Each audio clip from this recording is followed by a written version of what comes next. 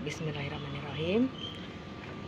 Assalamualaikum anak-anakku semuanya. Untuk video kali ini Ibu akan menyampaikan sedikit profil dan biografi tentang salah satu pahlawan revolusi Indonesia ya, yang bernama D.I. Pandjaitan.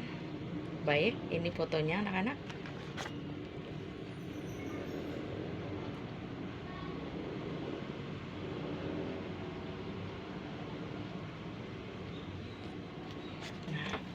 D.I. Pandjaitan itu adalah nama dari Batak Toba.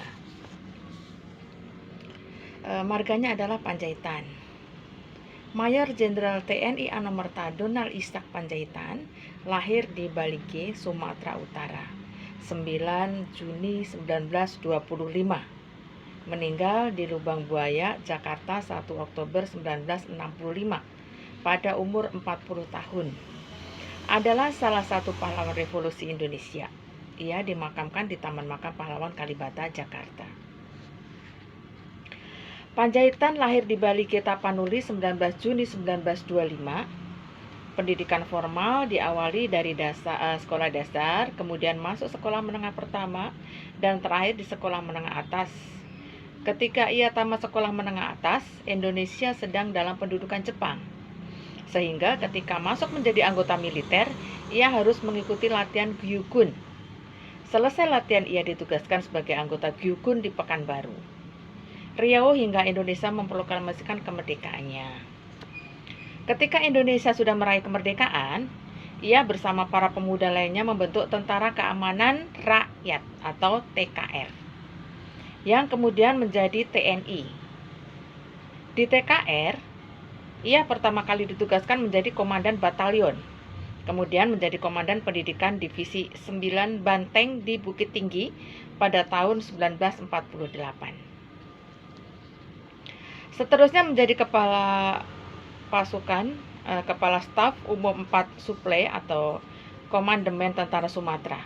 Dan ketika pasukan Belanda melakukan agresi militernya yang kedua, ia diangkat menjadi pimpinan perbekalan Perjuangan Pemerintah Darurat Republik Indonesia atau PDRI. Seiring dengan berakhirnya agresi militer Belanda kedua, Indonesia pun memperoleh pengakuan kedaulatan. Pandjaitan sendiri kemudian diangkat menjadi Kepala Staf Operasi Tentara dan Teritorium TNT 1 Bukit Barisan di Medan. Selanjutnya dipindahkan lagi ke Palembang menjadi Kepala Staf TNT 2 Sriwijaya.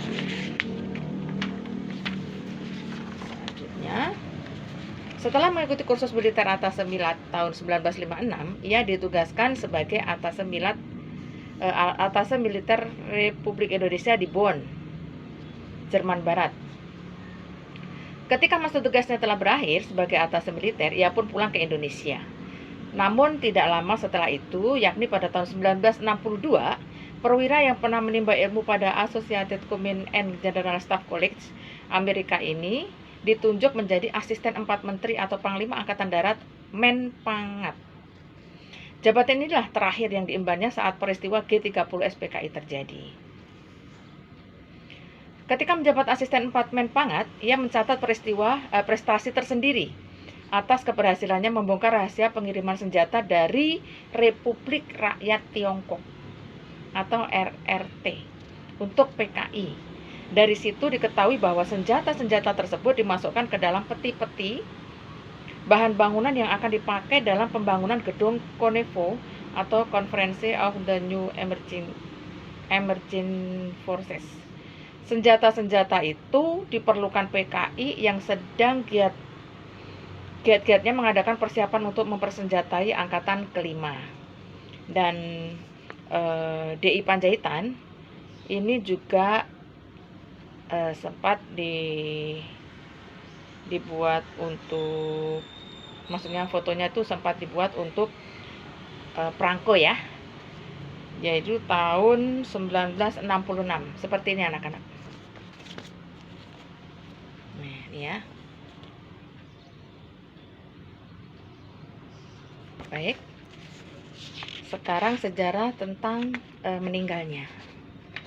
meninggalnya beliau itu pada jam-jam awal 1 Oktober 1965, sekelompok anggota gerakan 30 September meninggalkan Lubang Buaya menuju pinggiran Jakarta.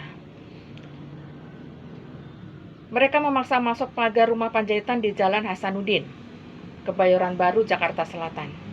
Lalu menembak dan menewaskan salah satu pelayan yang sedang tidur di lantai dasar rumah 2 lantai itu dan menyerukan Panjaitan untuk turun ke bawah. 2 orang pemuda yaitu Albert Naiborhu dan Victor Naiborhu terluka berat saat mengadakan perlawanan ketika DI Panjaitan diculik.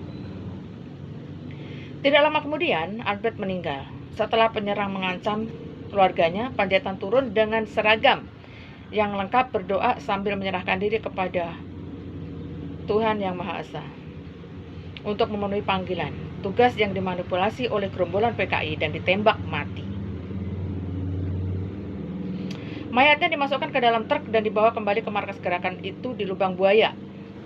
Kemudian tubuh dan orang-orang dari rekan-rekannya dibunuh tersembunyi di sebuah sumur tua.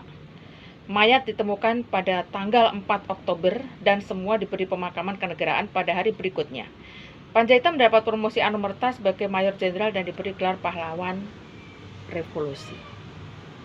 Baik anak-anak, sampai di sini profil dan biografi DI Panjaitan, pahlawan revolusi Indonesia yang menjadi korban G30 SPKI. Semoga bermanfaat ya anak-anak. Semoga kalian sehat selalu dan sukses semuanya. Wassalamualaikum warahmatullahi wabarakatuh.